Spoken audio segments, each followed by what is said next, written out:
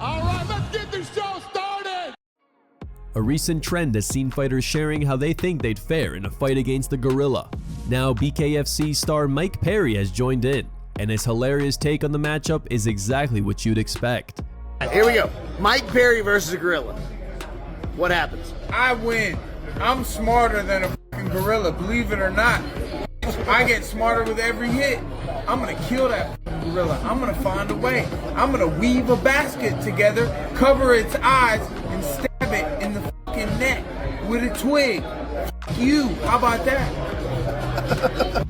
Sean O'Malley is confident he'll reclaim his bantamweight title next week at UFC 316. In a recent interview with Jim Rome, Sugar broke down the key changes he's made to his training camp ahead of the rematch with Merab DVALISHVILI and revealed how he sees the fight playing out. You go through these training camps, every training camp you go through, you get a little bit better, And this training camp has been a long training camp. It's been just a lot of grappling. It's a lot of grappling. That's all we've been doing. And it's, you know, when you're doing that 5-6 days a week, you're going to improve. And we've been in camp for a long time now. I think we did about 12-13 weeks of you know, focusing on Merab, focusing on getting better in that area. It's been a long camp, and I've definitely improved. So they don't call Merab the machine for nothing, right? This dude's riding a 12-fight win streak. Specifically, what do you think you have to do to end that streak and get that strap back next week? I got to win the first 3 rounds, and I got to win the last 2 rounds. I got to break the machine. I got to beat him. You know, you gotta win the positions, and I know I can beat Merab. He's open to be getting knocked out. You know, I'm very confident that I could put his lights out. I'm also confident I could beat him in a 5-round fight. Sean also posted new training footage where he's looking very sharp.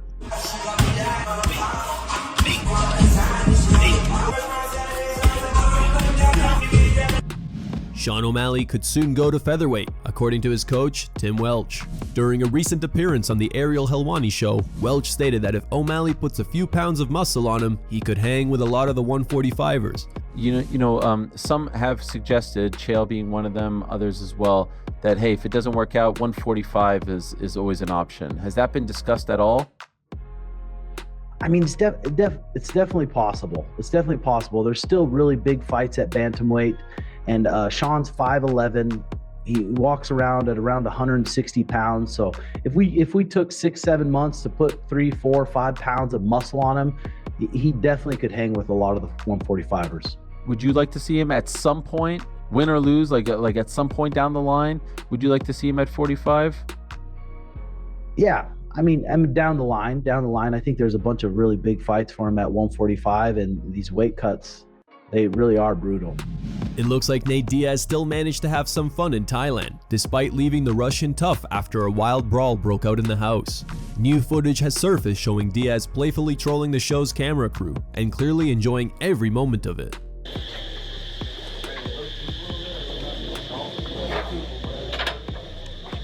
Can I get some backup over here?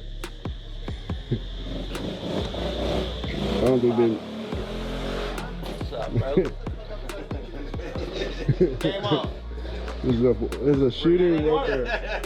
Not anymore. I think this guy's still, I think he's gonna break. BB Jet. He's sweating. Get up on him, bro. Get up on him. Come on.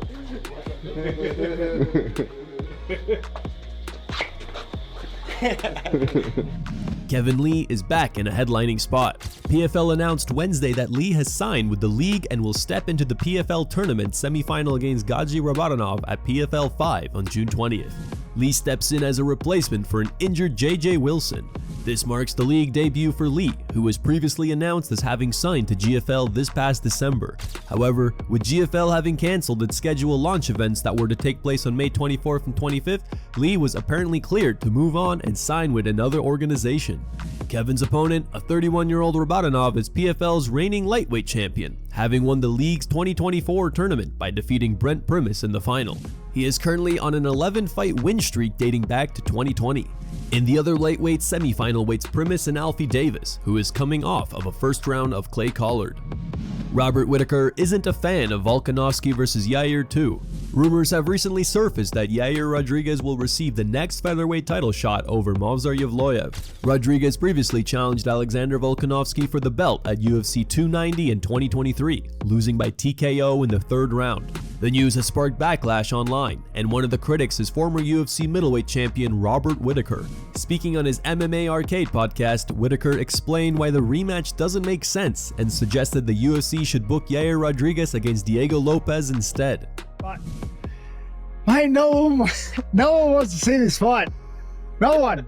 Yes. no one was sitting at home thinking, I didn't know. You know what fight I want to run back? Volk and Yair. Okay? Not yet anyway, because Volk did some good, honest work in that first fight, okay? And I thought Yair had a lot to work on from that fight. I think a lot of it was mental. That's how I walked away from that fight. I thought that fight was very one-sided.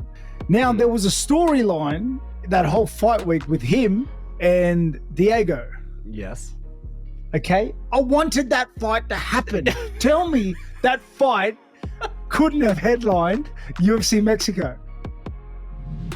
Dan Hooker has come under local fire in New Zealand over his $50,000 boxing tournament. Although the MMA world took a collective break this past Memorial Day weekend, the holiday didn't stop the ranked UFC lightweight contender from putting on fights at his home. Last Saturday, Hooker invited 32 men to his New Zealand backyard, taking the internet by storm with a winner-take-all tournament of 1-minute brawls. However, many including BCA President Billy Meehan slammed Hooker's promotion, predicting that someone could get killed at the event. He went as far as to label it straight-out thuggery and encouraged police to find the event's venue and location. In a recent interview on the Ariel Helwani show, Hooker responded to the criticism. And I'm sure, you know, you weren't surprised there were some people locally who weren't happy about this. Anything to the point that it would deter you from doing it again? Deter me? Now I feel like challenge. Now you challenged me. Now I was gonna leave it. Now you're telling me, Ariel, there's people trying to stop me? Now I have to do it. Okay.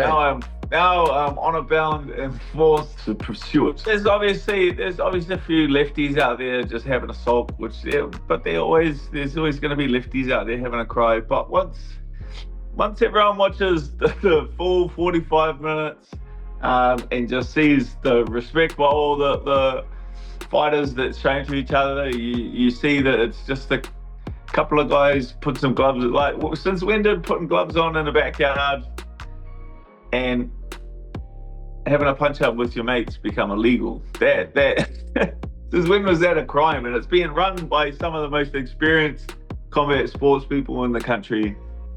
Thousands of fights, medically trained.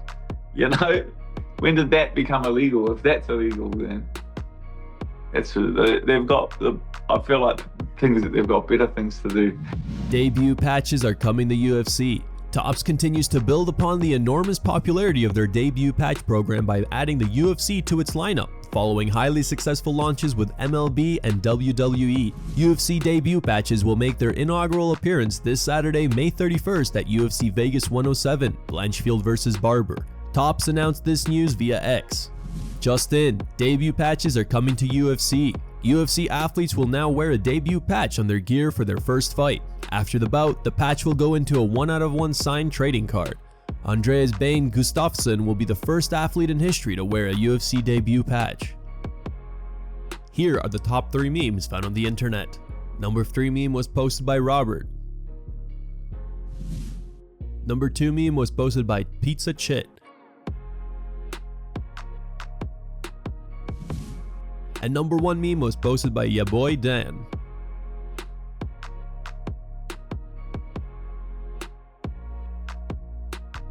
Thank you guys for watching. If you enjoyed the content, please give it a like and subscribe to the channel to stay updated with the latest MMA news.